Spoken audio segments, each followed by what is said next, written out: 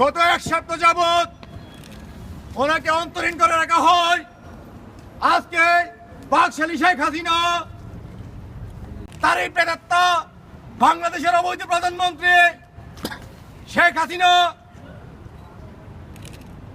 বালু ট্রাক দিয়ে গণতন্ত্রের শত্রু শেখ হাসিনা আজকে এক সপ্তাহ ধরে গণতন্ত্রের মানুষ কন্যা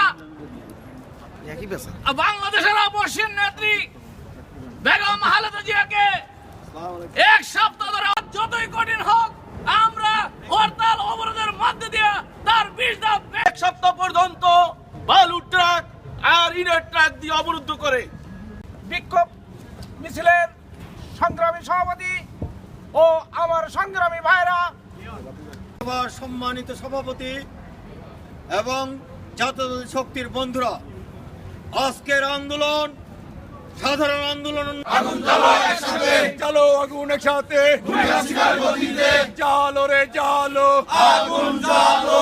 এই মুহূর্তে দরকার তত্ত্বাবধায়ক সরকার, তত্ত্বাবধায়ক সরকার এই মুহূর্তে দরকার। অবৈধ প্রধানমন্ত্রী শেখ হাসিনা আপনাকে জানিয়ে দিতে চাই, দেশ নেত্রী বেগম খালেদা জিয়াকে যেভাবে আপনি বালু ট্রাক ইটের ট্রাক দিয়ে অবরুদ্ধ করে রেখেছেন, বাংলাদেশের 17 কোটি মানুষ আপনাকে এভাবে তার চেয়েও নির্মমভাবে একদিন অবরুদ্ধ করে রাখবে।